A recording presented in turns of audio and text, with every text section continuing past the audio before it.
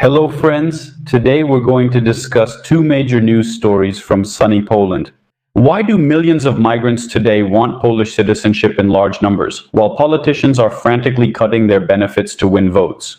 And how did it happen that the modest Polish passport suddenly surpassed the American one in the global ranking of travel freedom? Let's analyze two interesting articles from the Polish press.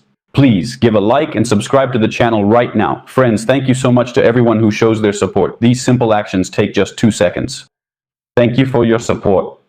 But before we start, here's a minute of important and useful information. If you're tired of endlessly depending on visas, bureaucracy, and the whims of officials, I highly recommend reaching out to a lawyer named Anton.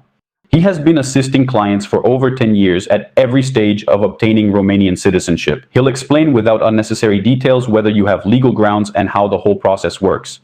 He'll point out where the pitfalls are and what exactly will be required in your situation. If necessary, he'll prepare a complete set of documents for submission to the local Ministry of Justice. I want to emphasize that he is a practicing lawyer, not an anonymous agency that will take your advance payment and then leave you alone with your problems. Anton handles cases personally and supports people all the way to a successful outcome. This includes dealing with complex additional requests or issues with the cancellation of registration and internal documents. Romanian laws change often, so having a qualified specialist helps prevent errors and saves time.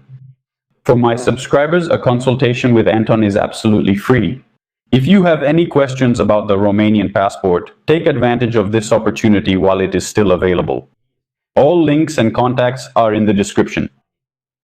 Friends, the Polish specialized publication Money PL has provided us with fresh data from a study by the Center for Migration Research at the University of Warsaw for the year 2026. The data, as you understand, concerns the situation of Ukrainian migrants in Poland, but let's look at the bare numbers. We are presented with an amusing, though absolutely predictable picture. Let's break down this ballet step by step. By the way, let me know in the comments if you need Polish citizenship, or maybe you want some other citizenship, for example, British. Write in the comments. Now, let's move on to the numbers and facts. What does the statistics say? Statistics. 92 migrants were surveyed. In my opinion, this is an adequate representative group that was interviewed. Out of them, 3.5% have already somehow managed to get a Polish passport. 26 are currently knocking on the doors of Polish authorities trying to obtain citizenship. 28 are sitting and seriously considering becoming subjects of Warsaw, and 28 proudly say, "No way."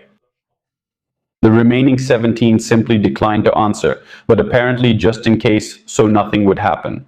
So, in total, 57% are people who have either already integrated legally or intend to do so in the near future. At the same time, 60% of migrants still live under temporary protection status. 27 have obtained a temporary residence card, that is, a karta pobytu, which is a residence permit. And only 6% have permanent residence status. This means residence status, or stały pobyt. As for work, the employment rate jumped to 83%. It used to be 69%. So, you see, people are working, although the fortune teller says we're living off benefits. Coincidence? I don't think so. So, almost everyone who is physically able to hold a shovel, a tray, or a steering wheel is working. However, 40% earn less than 5,000 zlotys gross. That's quite modest money by Polish standards, basically the minimum wage, and only 18% have made it into the category with an income of more than 9,500 zlotys. So, a full-fledged workforce has arrived, is working hard, paying taxes, and wants to stay. But here's where it gets interesting. There are objective contradictions. Yes, it's the economy versus populism. How does the Polish bourgeois class and the state that serves it behave? On one hand, economist Kamil Fejfar, he has quite an unusual Polish last name, writes openly in an article obvious things that we've probably been talking about for 4 years now, maybe even 6. Ukrainians are the ideal migration group. They are young, they work, they fill the gaps in the pension system, demographics, healthcare, and generate GDP growth. So, from a purely economic point of view, migrants are a real salvation for Polish capital. They're inexpensive, right? They are motivated, they don't require huge social spending, and they fill those gaps in production where the pampered Pole doesn't want to work. But what happens at the level of politics and ideology? We've talked about this many times before, but now we'll briefly repeat it. But there, the Polish government, together with President Karol Nawrocki, has been tightening the screws for a long time, thoroughly, regularly, and consistently. That's right, they tie the payment of the 800-plus child benefit to the mandatory employment of the parents. Yes, we've mentioned this. They are cutting access to Polish healthcare, we've talked about this too, and reducing free accommodation programs in reception centers, meaning they are hitting the poorest among these few unfortunate thousands of people. Why? Because elections are coming up and right-wing, chauvinistic, and anti-migrant sentiments are growing in society. I wonder, why do you think these sentiments started to grow? Professor Paweł Kochmarik from the University of Warsaw says exactly this. Politicians know the numbers, but they make decisions under the pressure of public sentiment and propaganda. And I'll tell you, public sentiment was still more or less normal, but propaganda did its job and keeps doing it. That is, the Polish ruling class fell into its own trap. On one hand, they desperately need a workforce to keep the wheels of Polish capitalism turning. On the other hand, to stay in power, they have to feed the electorate cheap populism and anti-migrant rhetoric, which is exactly what they're doing. What's the main catch? Professor Kochmarik draws attention to a critical question. What is the point that Polish politicians simply overlook in the heat of election campaigns? Or maybe they deliberately ignore it? My God, so what? So what? Are we going to keep humiliating these Ukrainians? What now? Technically, the people who are the target of today's information campaign will tomorrow, and some of them certainly will, become full-fledged citizens of Poland with Polish passports and voting rights. If your committee under the frog wants to revoke my citizenship, just say so in the comments. So, when you escalate the level of xenophobia against a group that already numbers in the tens or maybe even hundreds of thousands within your country, you don't solve the immigration issue, you create a systemic minority conflict within your own society. Think about it. Although, God, who am I even talking to? The reasonable people watching me already understand everything, but those who leave comments under the toads, well, you can't get through to them unless you give them a net. There you go. Let's add to that the fact that most of these people work below their qualifications. Engineers, doctors, teachers have to work in warehouses, including, yes, I personally know such people, in delivery jobs.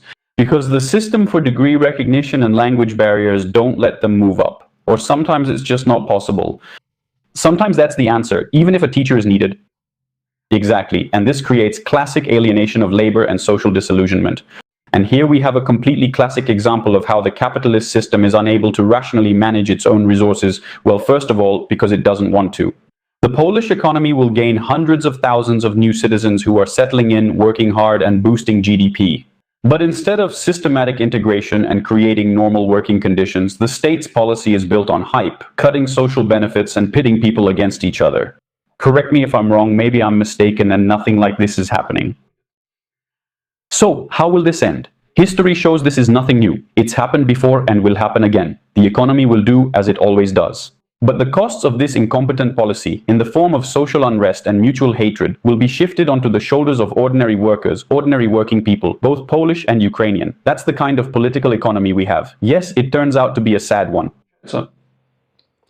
Well, I'll tell you that yes, after getting a Polish passport, absolutely nothing changed. Well, except that, in terms of my integration into Polish society, no one started shouting, "Oh, Dennis got a Polish passport, that's great, let's be friends with him." No, really, nothing changed in Poland. Yes, I can buy land, I can go to another sunny EU country and live there without any paperwork.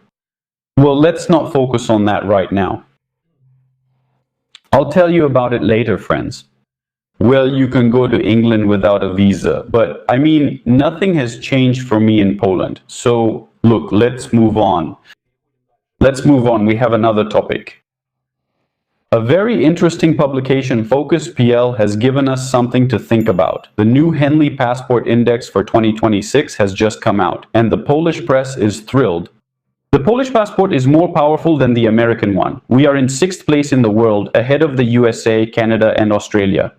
So deal with it, Yankees. The headline is nice, it warms national pride, but let's say, a little analysis. Let's blow away this jingoistic froth and see what's really behind these cheerful numbers. First point, what does the dry statistics say? Let's start with the facts. First place is Singapore, 192 countries without a visa. Second place is Japan, South Korea, and the UAE. 188 countries in third place is Sweden. 187 countries in 6th place are Poland, the United Kingdom, and Hungary. 184 countries.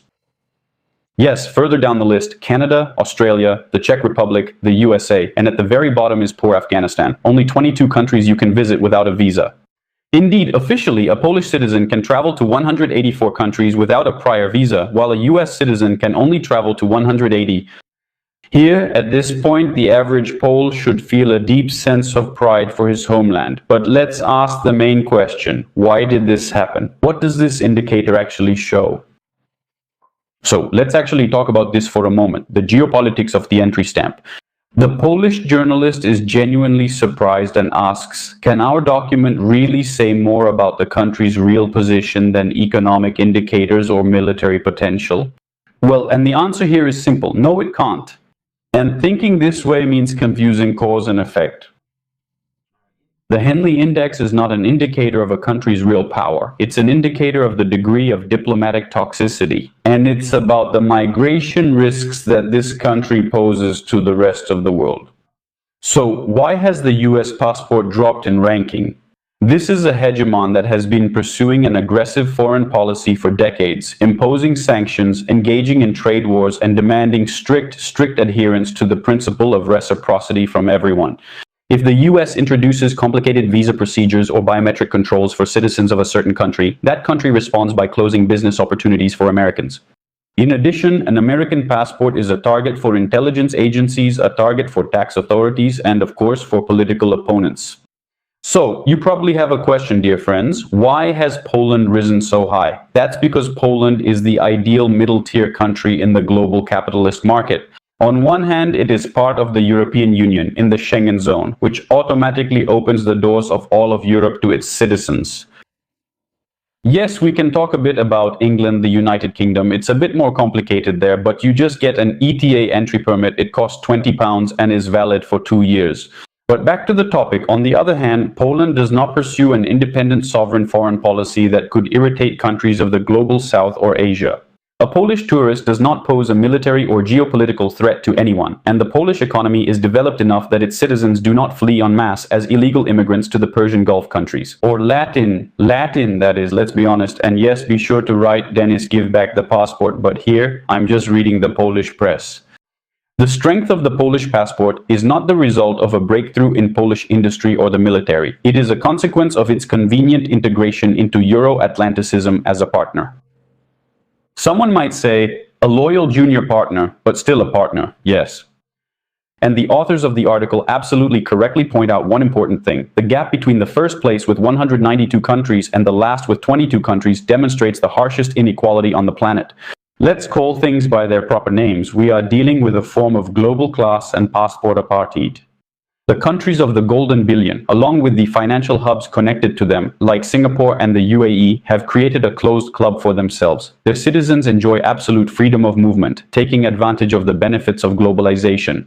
And the peripheral countries, places like Afghanistan, Somalia, Syria, devastated by military invasions, neo-colonial exploitation, and resource extraction, are locked in their own real electronic concentration camps. That's what the democratic countries have brought them to. Their citizens cannot move freely around the world simply by the right of birth. And it's ironic that the Polish everyman, rejoicing at the opportunity to spontaneously buy a ticket, pack a backpack and fly away, forgets that this freedom of movement is based on the very world order that keeps 3/4 of the Earth's population in poverty and isolation. So, my friends, it's time to draw some conclusions. Undoubtedly, for a specific Janusz, a citizen of Poland, that is me, 6th place in the ranking is convenient. There's no need to hang around at embassies, pay fees, or fill out paperwork. Pure convenience.